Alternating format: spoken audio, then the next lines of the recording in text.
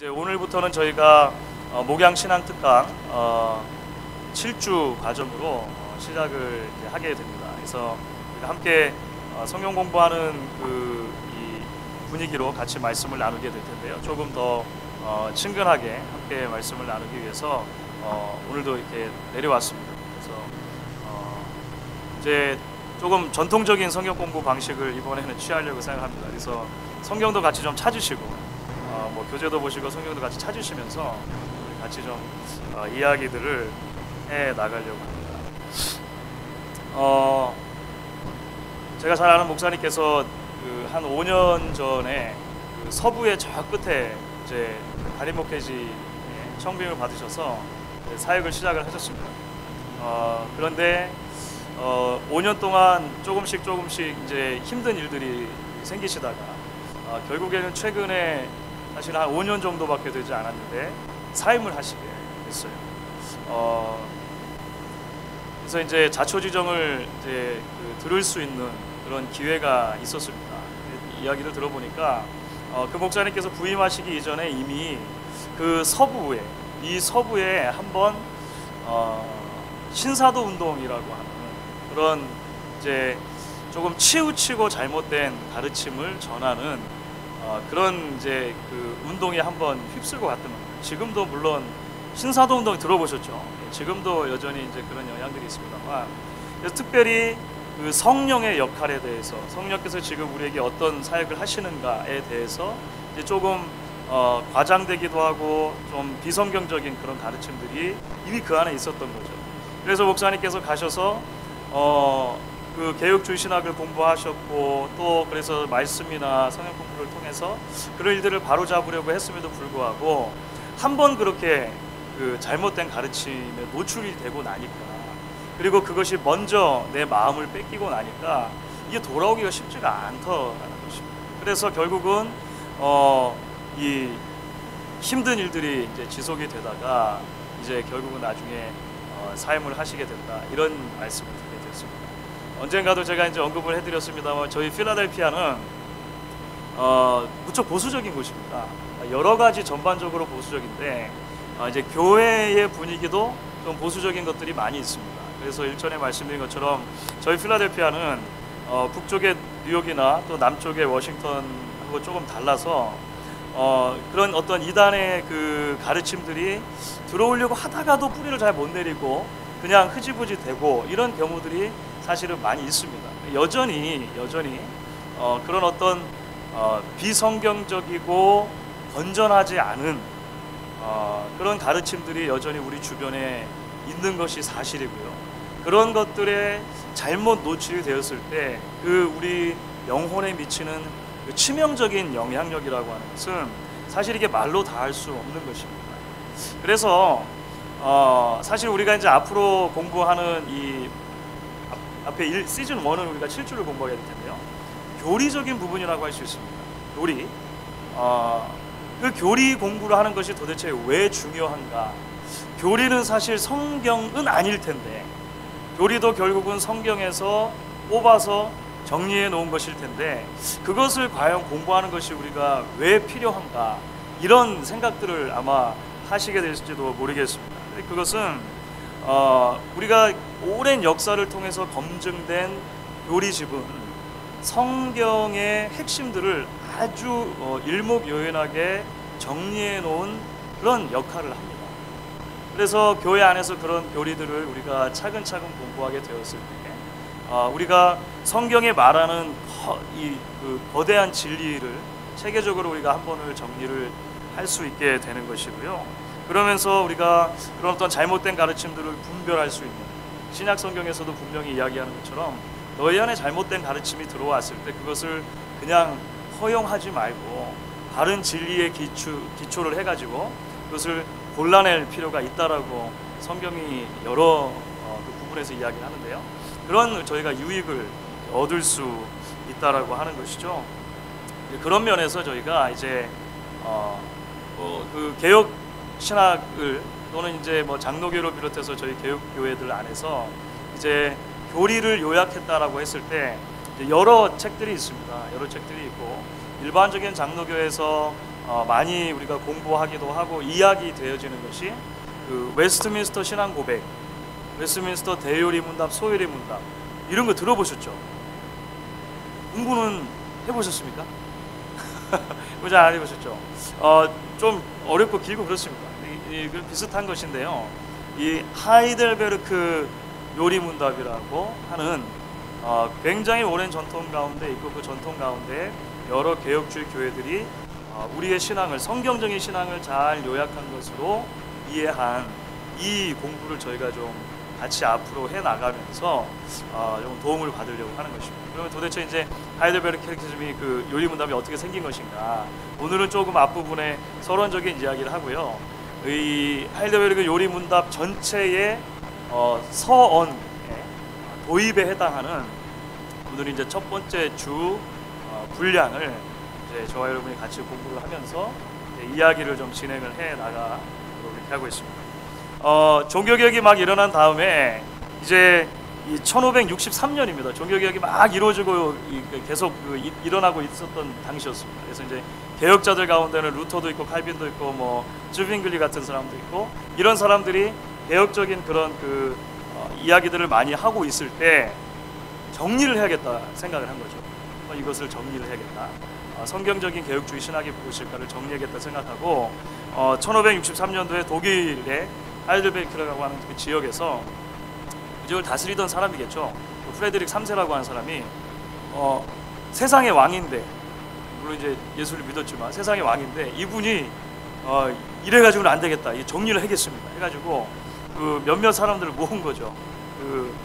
이 지원을 해주면서 재정적인 지원을 주면서 신학자들하고 목사님들을 모아가지고 성경을 잘 요약을 해가지고 우리의 그 요리 문답을 한번 신앙 고백을 한번 만들어 봅시다. 이렇게 제안을 한 겁니다. 그래서 하여간 그것이 만들어졌어요. 그래서 이제 그 만들어진 걸 우리가 공부를 하게 될 거고요. 원래는 그러니까 청년들에게 1차적으로는 그 기독교 신앙을 좀 바르게 가르치려고 하는 의도가 하나가 있었고요. 두 번째는 지역의 목사님들, 개신교 목사님들이 어떻게 하면 성경적인 교리 설교를 1년 중에 잘 할 수 있을까, 전할 수 있을 것인가 이런 목적도 있었고요. 또 하나는 개신교회들 사이에 통일된 어떤 성경적인 신학을 정리할 필요가 있겠다. 이렇게 해가지고 이야기들이 좀 정리가 된 것이죠. 구성이 그래서 하이델베르크 요리 문답은 52주 구성으로 되어 있습니다. 그러니까 매 주일마다 52주일 이렇게 돼가지고 매 주일마다 한 두세 개 정도의 그 질문 답 이렇게 공부를 하면서 공부를 할 수 있도록 이렇게 된 거예요. 그러니까 대개는 이제 옛날에는 이제 오전에 예배를 드리고 오후에 또 예배를 드리잖아요. 주일에. 한국 교회도 그런 전통이 한참 남아 있었죠. 한참 남아 있었고 이민교회 가운데도 더러 그런 교회들이 아직도 남아 있으시더라고요. 이게 사실 보통 힘든 일은 아닌데 미국에도 아직 더러 남아 계시는데 그런 이제 오전 예배 때는 그렇게 같이 예배를 드리고 이제 식사하시고 오후 예배 때 또는 저녁 예배 때쯤에 이것을 1년 내내 한 번씩 강독을 하는 것이죠. 그러면 이제 1년 동안 하나님의 말씀을 좀 체계적으로 공부할 수 있는 그런 자료가 그때 이제 제시가 됐다라고 하는 것입니다. 그래서 나중에 이제 1619년에 가면 그 개신교 역사에서 굉장히 중요한 공의 회의가 있습니다. 큰 회의, 도르트 회의라고 있는데요.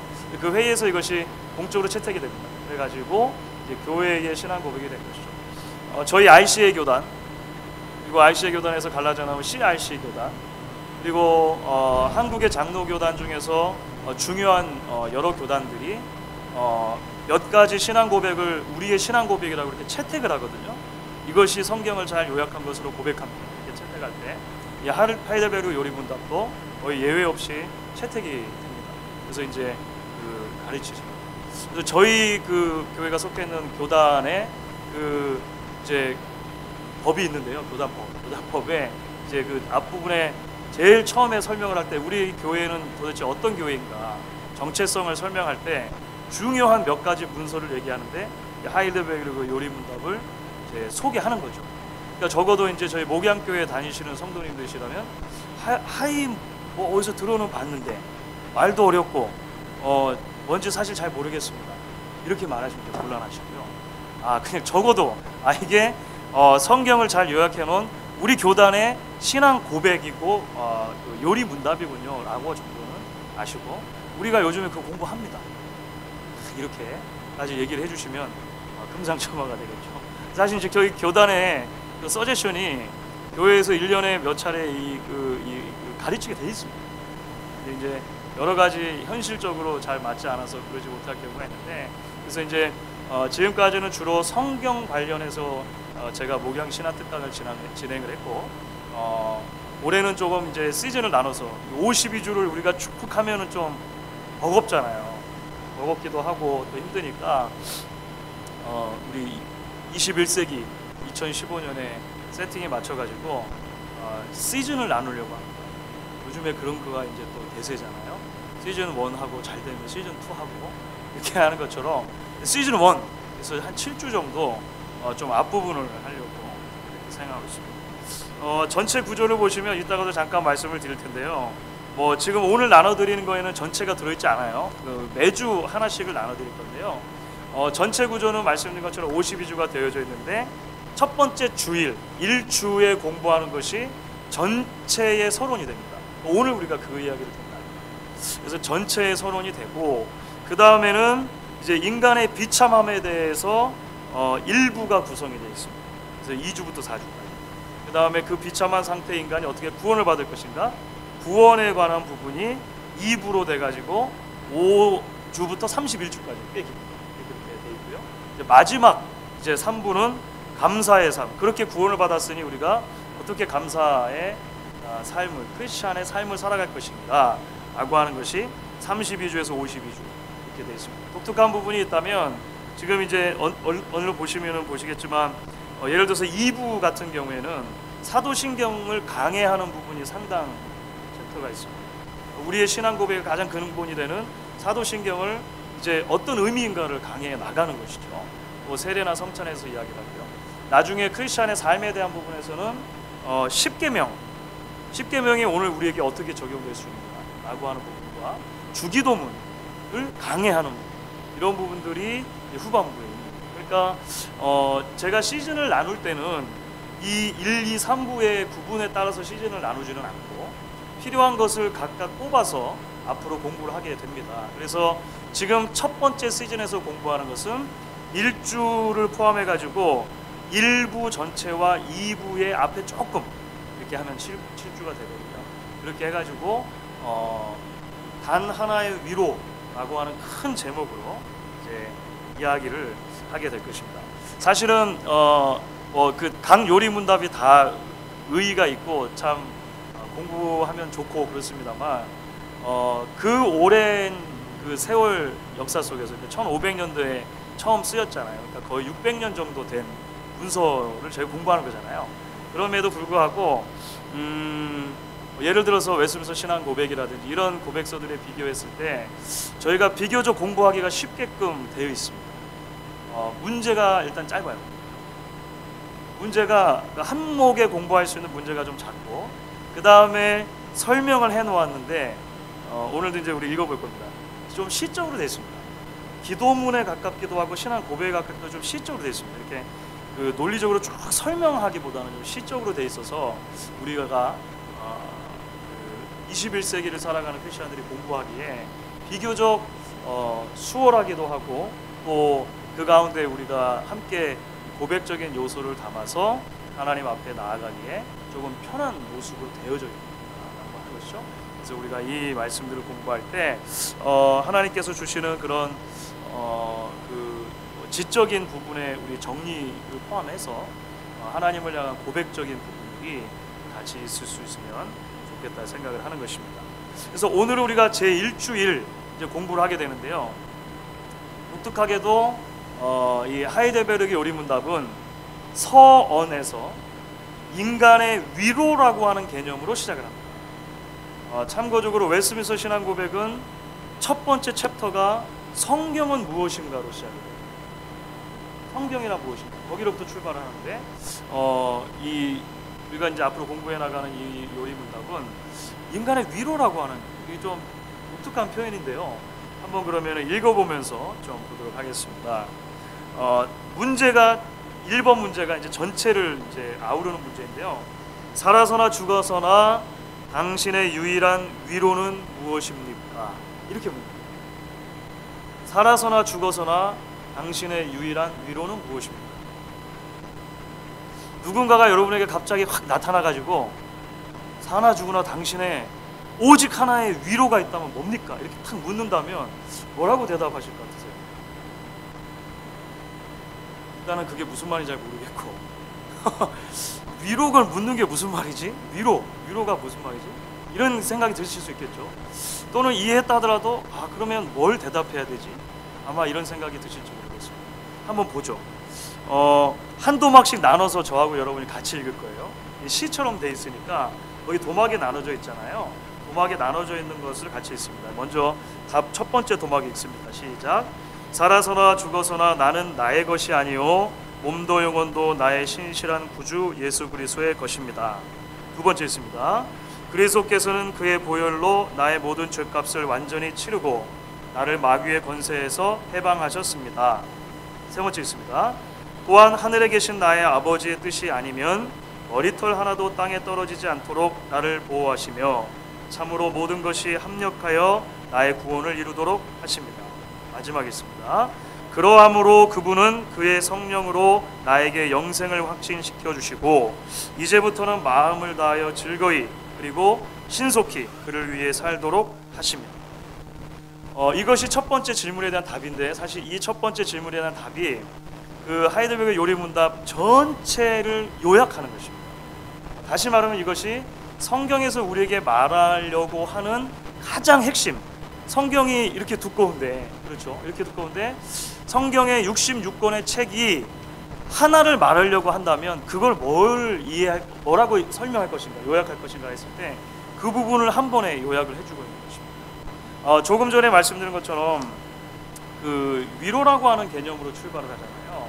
그러니까 우리에게 위로를 주는 것이 있다면 무엇이겠는가? 그것은 결국 우리가 어떤 것을 생각하면 우리의 삶이 안전하다고 생각하고 우리의 삶을 보호해 줄 수 있다라고 믿을 만한 그런 것들 있잖아요. 그런 것들이 우리가 위로로 생각하는 부분이 되겠죠. 사람들이 이것이 있으면은 내가 좀 위로를 받겠다, 또는 이것이 있으면 내가 좀 그 안전과 보호의 그런 느낌을 가질 수 있겠다라고 가장 많이 생각할 수 있는 것이 뭐가 있을까요? 이 땅을 살면서는 뭐 예외 없이 돈입니다. 이번 주간에 있었던 뉴스 중에 제가 들었던 것 중에는 아마 가장 충격적인 게 그거 같아요. 한국에서 한 40대 여인이 전 남편도 농약으로 독살하고 현 남편도 농약으로 독살하고 시어머니도 농약으로 독살하고 원래는 원래 전 남편일 때는 그 남편이 그냥 그 농약을 드시고 자살한 줄 알았어요. 그런데 이게 쌓이다 보니까 다시 거꾸로 조사를 들어가 보니까 아닌 거예요. 왜 그랬을까요? 뭔가 그 영화에서 나오는 것 같은 그런 거 있잖아요. 보험금이죠, 보험금. 그래서 전 남편 때 4억 5천만 정도를 받고 현 남편 때 5억 5천만 정도 받았어요. 숫자가 바뀌었나? 하여간 합쳐서 10억 정도를 받았어요. 그리고 이제 그 두 남편은 보험 때문에 이렇게 된 것이고 시어머니는 마음에 안 든다고. 시어머니가 이제 이렇게 뭐라고 하셨다고 이제 계속 그런 그 성향이 남아 있으니까 이게 몇 번 써보니까 이게 워킹하는 걸 안 거예요. 그것도요 한 번에 먹이지 않았어요. 매번 조금씩 남편이 먹는 밥, 국, 음료수에다가 섞어요. 한 방울씩. 무섭죠? 근데 이분이 시어머니는 그렇게 죽이고 10대 자기 딸에게도 농약을 먹였어요. 그래서 10대 딸은 죽이려고 한 건 아니었다고 병원에만 그냥 입원해서 입원 관련해서 이제 돈을 받으려고 했다라고. 그 40대 여자분인데 그렇게 해서 보니까 이분이 그 10억을 받아가지고요 뭐 호화로운 생활을 한 거죠. 저기 백화점 가가지고 하루에도 막 수백만 원, 수천만 원씩 막 돈을 쓰고 겨울이면은 매일같이 스키 타러 다니고 돈이 좋으니까 그랬겠죠. 그런데 여러분, 그 돈이 정말로 이 여인에게 인생의 안전 또는 충만함, 완전한 보호, 그런 거를 가져다 주었을까요? 여인이 뭐라 그랬냐면요, 잡히고 나서 이렇게 얘기를 했어요. 내가 한 번 이 일을 시작한 뒤로 사실 멈출 수가 없었습니다. 누군가 멈춰주기를 원했는데 지금 내가 이 일이 발각돼 잡혀서 다행입니다. 그러니까 그게 채워주지 않았다는 거죠. 자기는 마치 고장난 달리는 폭주 기관차처럼 막 달리는 것을 스스로 멈출 수 없던 거군요. 그렇게 달려갔는데 이게 멈춰지지 않더라는 것입니다.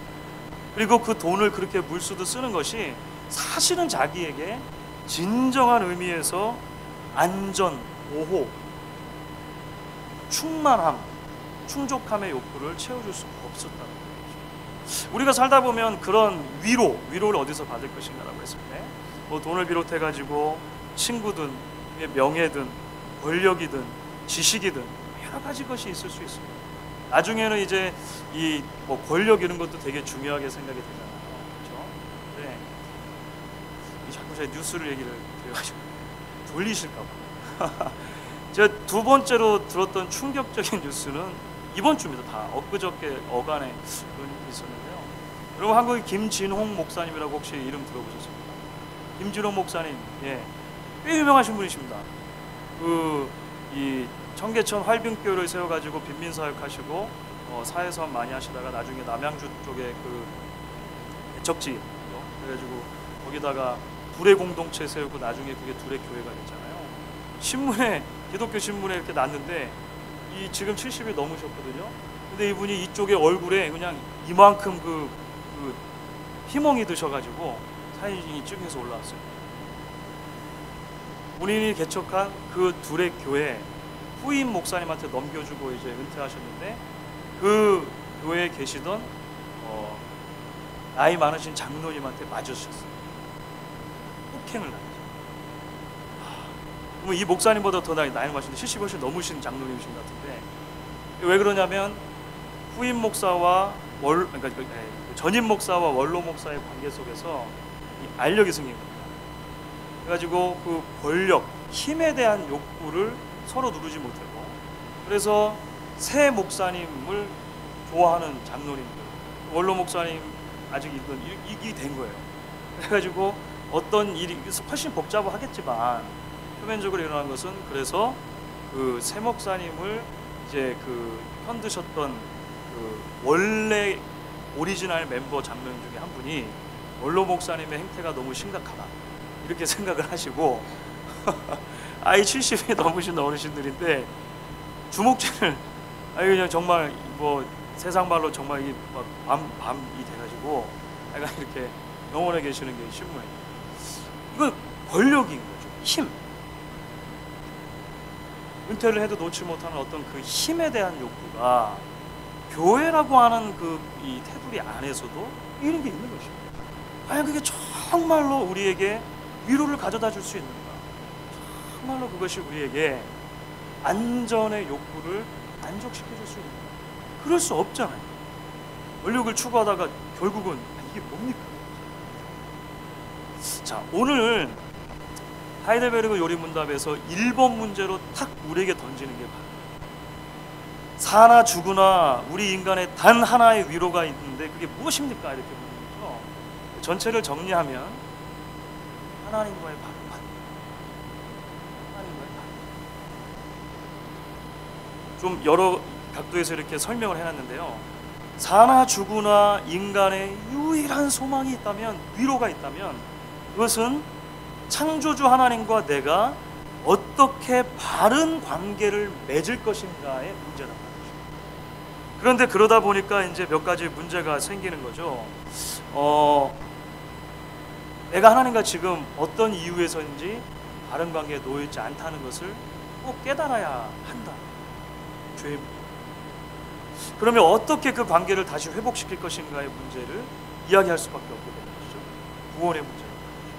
그러면 그렇게 하나님과 예수 그리스도를 통해서 이제 화목하게 되고 살아가면서 한 번으로 만족한 것입니다. 다시 말하면 한 번 구원받았다라고 하는 구원의 확신이 있은 뒤로는 그러면 아무렇게나 살아도 되는 것입니다. 성경은 그렇지 않다고 합니다. 끊임없이 하나님과 어떤 관계를 그 바른 관계를 어떻게 유지할 것인가, 이 문제들이 계속 남아있다는 것입니다. 그래서 사실 기독교 신앙의 요체를 한마디로 그렇게 요약하자면 예수 그리스도 안에서 하나님과 화목하고, 그렇게 화목하게 된 하나님의 백성이 하나님을 기쁘시게 하는 삶을 어떻게 살 것인가, 이 문제라고. 이해가 되시죠? 죄인인 인간이 어떻게 예수 그리스도 안에서 하나님과 화목을 회복하고, 그렇게 화목을 회복한 인간이 어떻게 그 하나님을 기쁘시게 하고 영화롭게 하고 살 것인가, 이 문제가 크리스찬의 삶 전체를 이야기할 때 처음과 과정과 끝이 된다라고 하는 것을 성경이 우리에게 이야기합니다. 이 이야기를 이제 하이델베르그 요리문답에서는 이제 52주에 걸쳐가지고요, 조금 더 자세하게 우리에게 나눠서 설명을 해줄 것이라고 하는 것입니다. 그래서 이제 이것이 넘어가면 이러한 위로 가운데 복된 인생으로 살고 죽기 위해서 당신은 무엇을 알아야 합니까? 라고 하는 두 번째 질문이 됩니다. 두 번째 질문이 이러한 위로 가운데 하나님과의 바른 관계를 주신다라고 하는 그 관계가 우리의 모든 위로에 초석이 된다라고 하는 이것 가운데 우리가 복된 인생을 살다가 죽으려면 무엇을 알아야 하는가? 세 가지를 적어도 알아야 된다는 것이죠. 그리고 이 세 가지를 아는 것이 앞으로 이제 계속 설명되는 과정이라고 제가 계속 반복을 해서 말씀드립니다. 같이 한번 읽어보겠습니다. 다음에 세 부분을 알아야 합니다. 첫째, 같이 읽습니다. 나의 죄와 비참함이 얼마나 큰가. 둘째, 나의 모든 죄와 비참함으로부터 어떻게 구원을 받는가. 셋째, 그러한 구원을 주신 하나님께 어떻게 감사를 드려야 하는가 알아야 합니다. 이렇게 이야기합니다. 그래서 오늘은 그냥 맛만 사실 보는 건데요, 그 중요한 성경 구절을 그러면 좀 찾아보려고 합니다. 그러니까 이 세 주제에 관련돼서 인간이 지금 현재 어떤 상태에 있는가, 어떻게 구원을 받을 것인가, 구원받은 이후에 어떻게 살 것인가, 이제 앞으로 큰 덩치를 이렇게 나누게 될 것이고, 우리가 이제 이 시즌 1에서는 이 앞부분 인간의 비참함에 대한 부분에서 나머지 좀 이야기를 하겠습니다만 전체 좀 이야기를 해보려고 합니다. 먼저 로마서 3장 9절부터 10절 읽겠습니다. 제가 이 설명을 안 드렸네요. 그 요리문답을 보시면 이것은 요리문답 자체가 그렇게 되어져 있습니다. 여기 보시면은 이렇게 그 문답이 있고 각주가 달려 있잖아요. 풋노트가 달려 있고 그 다음에 거기에 대한 성경 구절이 쭉 붙어 있잖아요. 그 성경 레퍼런스가 이것이 본래 이렇게 생겼습니다. 본래 이렇게 생긴 거예요. 이거는 그 애초에 만든 분들이 이렇게 만들었고 후에 조금 성경 본문들이 추가가 되긴 했는데요. 굉장히 유익합니다. 굉장히 유익합니다. 근데 우리가 다 찾아볼 수는 없고 먼저 그 인간의 비참한 상태에 대한 부분에 있어서 로마서 3장 9절부터 10절까지를 한번 살펴보려고 합니다. 로마서 3장 9절부터 10절 찾으시면 같이 한번 읽도록 하겠습니다. 그러면 어떠하냐? 우리는 나으냐? 결코 아니라 유대인이나 헬라인이나 다 죄 아래 있다고 우리가 이미 선언하였느니라. 기록된 바 의인은 없나니 하나도 없으며, 이렇게 되어 있습니다. 이제 그 뒤로도 좀 더 연결이 되어 있는데요, 성경의 관점은 그것이라는 것이죠. 의인은 없나니 하나도 없다라고 하는 출발점에서 시작한다는 것입니다. 그러니까 모든 사람이 죄를 범하였으며 하나님의 영광에 이르지 못하더니, 로마서 3장 23절도 마찬가지고 여러 성경 구절이 인간은 죄인이다로 출발을 한 것입니다. 어떤 분이 그런 얘기를 하세요. 그 존 스토트 목사님이 쓰신 서로 너희 죄를 고백하라라고 하는 책이 있으시거든요. 그 존 스토트 목사님 책에서 앞부분에 그 서론에 어떤 얘기를 하시냐면, 사실 죄에 대해서 교회에서 이야기를 하면 너무 이 예수 믿는 사람들은 죄에 대해서 많이 얘기를 하는 게 아닌가. 사람들 너무 좀 이렇게 회의주의적이고 사람들이 좀 이렇게 어둡고 밝은 얘기를 자꾸 해야 되는데 자꾸 죄에 대해서만 얘기한다. 그래가지고 실제로 그 미국의 신문 기자 한 사람이 이제 그 자기 경험을 쓴 거죠. 교회 가면 맨날 죄인이라고, 결혼식에 가도 두 사람의 죄인이 결혼했다고 하고 그리고 뭐 장례식에 가면은 이 사람이 죄악된 가운데 살다가 이제 죽었고 하나님에 대한 소망이 있다고 하고, 그러니까 교회에서 하는 뭘 가도 맨날 죄인이라고 막 얘기한다는 거예요. 그러니까 너무 막 우울하고 막 이렇게 슬프고 좀 소망적인 얘기를 해주면 좋겠는데, 이렇게 얘기를 하시는데 존 스토트 목사님 뭐라고 얘기하시냐면, 그렇게 우리가 교회 안에서 죄를 이야기하는 것이 별로 부끄러운 일이 아닙니다. 왜냐하면 그것은 실질적인 문제이기 때문에 그렇습니다. 우리 현실의 문제이기 때문에 그렇습니다. 사실 우리의 가슴에 손을 얹고 생각해 보면 우리 다 죄인이라는 것을 우리가 너무나 잘 압니다. 심지어 내가 연초에 한 해를 바라보며 세워놓은 목표도 다 이루지 못하는 게 우리들입니다. 그렇죠? 그러니까 내가 세운 기준에도 항상 모자란 게 우리들이라고 하는 것입니다. 되게 그러시죠? 그럼 되게 그렇죠? 내가 세운 그 기준도 내가 다 채우지 못한다면 하나님이 세운 기준에 우리가 어떻게 충족할 수 있겠느냐라고 하는 자연스러운 논리로 나가는 것입니다. 그래서 요한 1서 1장 10절인데요. 요것도 한번 읽어볼게요. 요한 1서 1장 10절입니다. 쭉 가시면 좀 재밌는 얘기가 나옵니다. 요한 1서 1장 10절. 388페이지 어간이 되겠습니다. 요한 1서 1장 10절입니다. 찾으셨으면 같이 한번 또 읽어보겠습니다. 만일 우리가 범죄하지 아니하였다 하면 하나님을 거짓말하는 이로 만드는 것이니 또한 그의 말씀이 우리 속에 있지 아니하니라. 요한은 좀 더 직설적으로 얘기하죠. 여러분들이 죄인이 아니라고요? 그러면 하나님이 거짓말장이란 말입니다. 이렇게 이제 말하는 거죠. 그러니까 성경의 가장 기본적인 부분은 우리의 참된 위로는 하나님과의 바른 관계에서 오지만, 실질적으로 우리 인간의 가장 자연스러운 상태를 놓고 보면 우리는 죄인이므로 하나님과의 바른 관계에 놓이지 않다는 것이 출발점이고, 성경이 우리가 끊임없이 얘기하는 것입니다. 그러면 이제 두 번째 큰 덩치가 넘어가게 되죠. 구원받는 방법에 대해서 우리가 정확히 이해할 필요가 있다는 것입니다. 그럼 구원을 어떻게 받는가? 성경은 구원의 방편에 대해서 오로지 하나가 있다라고 이야기하는데요. 자, 요한복음 17장 3절입니다. 요한복음 17장 3절.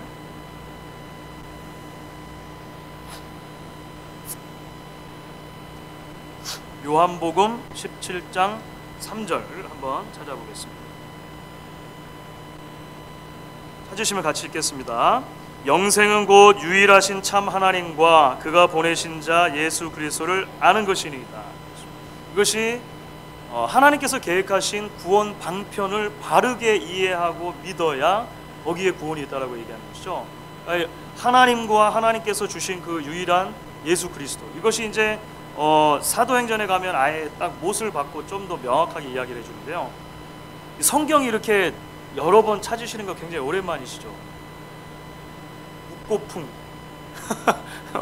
예, 제가 어렸을 때 주일학교 때만 해도요, 그 주일학교 오후에 저기 행사 중에 성경 찾기 대회가 있었습니다. 성경 찾기 대회.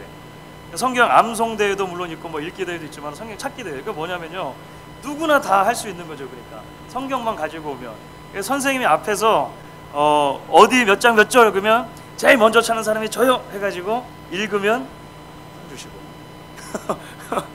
굉장히 많이 했어요. 성경 찾기 대회 많이 했는데 아마 기억나시는 분들 계실 것입니다. 저희는 대회는 하지 않고요. 그냥 다 같이 찾으셔가지고 우리가 말씀을 읽는, 이 찾아 읽는 건 참 귀한 일인데 사실 같이 좀 보면 좋겠습니다. 사도행전도 한번 찾아볼게요. 사도행전 4장 12절입니다. 사도행전 4장 12절. 구원의 방편과 관련돼서 이것은 참 중요한 것입니다. 사도행전 4장 12절. 요절 말씀처럼 외우셔도 좋은데요. 사도행전 4장 12절 같이 읽습니다. 다른 이로서는 구원을 받을 수 없나니 천하 사람 중에 구원을 받을 만한 다른 이름을 우리에게 주신 일이 없음이라 하였더라. 그러면 그 이름이 어떤 이름일까요? 예수의 이름입니다. 바로 그 앞부분에 이제 베드로와 요한의 설교에 나오는데요. 그러니까 종교다운주의라고 혹시 들어보셨죠? 종교다운주의 말은 어려운데 그래서 뭐냐면 뭐로 가도 서울만 가면 된다 이런 되게 이런 그러니까 뭘 그 통해서든지 간에 진리에만 이르면 된다라고. 그러니까 기독교는 그것을 예수를 통한 하나님을 향해서 나아가는 것이라고 얘기하는 것뿐이고, 다른 종교에서는 그들의 그 신을 믿어 그들의 말하는 구원의 상태, 예를 들어서 그것이 열반이든 아니면 뭐 철학적으로 어떤 그 아타락시아의 세계든 아니면 뭐 있지 않습니까?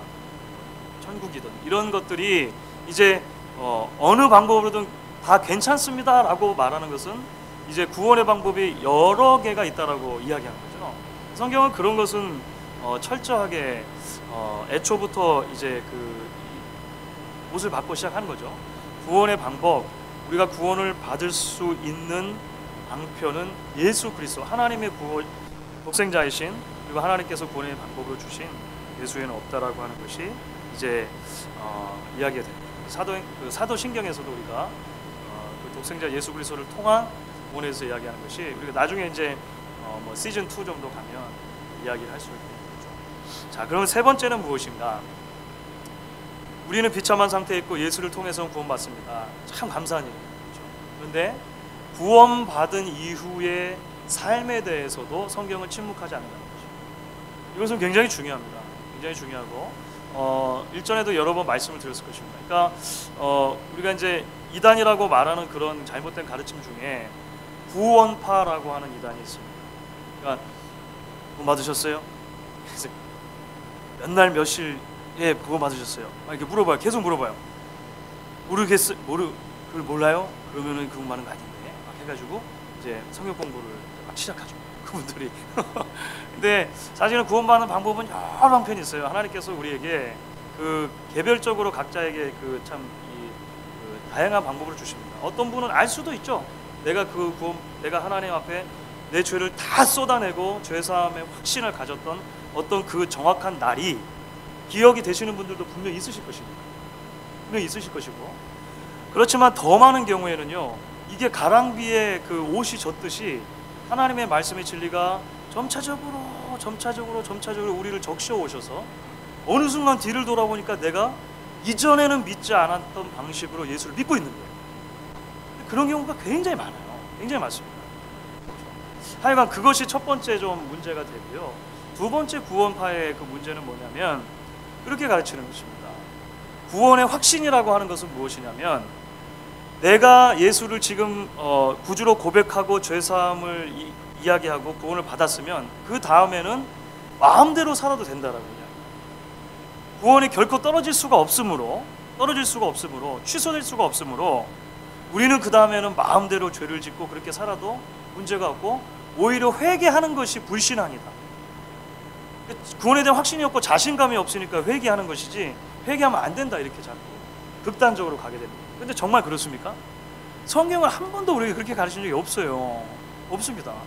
바울 서신 중에 아무거나 제일 짧은 것 붙잡고 읽어도 금방 알 수 있는 것인데 그렇게 자꾸 가르치는 거죠. 자, 구원받은 이후의 삶에 대해서 건강한 지식을 가질 필요가 있죠. 우리 성경 구절 이것도 찾아보겠습니다. 마태복음 5장 16절입니다. 마태복음 5장 16절. 제가 그 여러 구절 중에서 몇 가지만 지금 발췌해서 같이 찾는데요. 마태복음 5장 16절, 우리가 비교적 잘 아시는 말씀이죠. 마태복음 5장 16절 찾으시면 같이 읽겠습니다.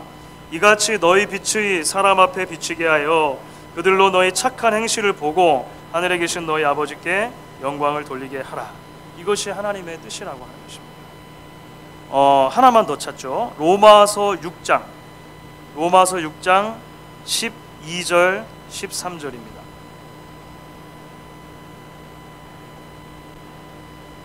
로마서 6장 12절 13절. 로마서 6장 12절 13절 같이 읽겠습니다.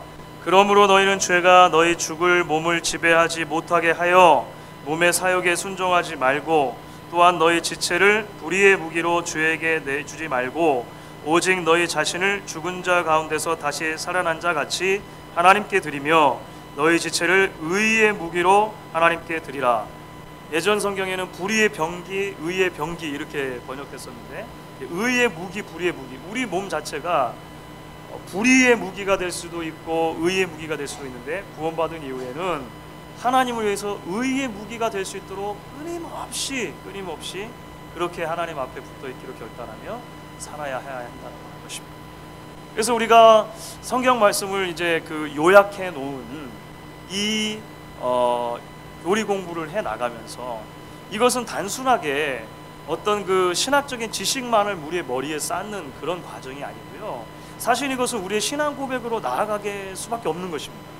우리가 하나님 앞에서 우리의 현 상태에 대해서 바라보며 안타까워하고 하나님의 구원 방편에 대해서 다시 한번 감사한 마음을 가지게 되고 그리고 구원받은 하나님의 백성으로 사는 동안에 사나 죽으나 우리의 유일한 위로 소망이 오직 예수 그리스도 안에서 주시는 구원 그리고 하나님과의 관계에 있는 것을 믿고 그렇게 하나님 앞에 담대하게 살아가기로 결단하는 것이 필요하다는 것이죠. 그래서 이제 말씀을 정리하면서 마지막으로 성경 구절 하나만 더 찾는데요. 방금 그 자리에서 로마서입니다. 방금 그 자리에서 이제 오늘 그 사실 성경 그 본문으로 제가 그 내드렸던 것인데요. 로마서 14장입니다. 로마서 14장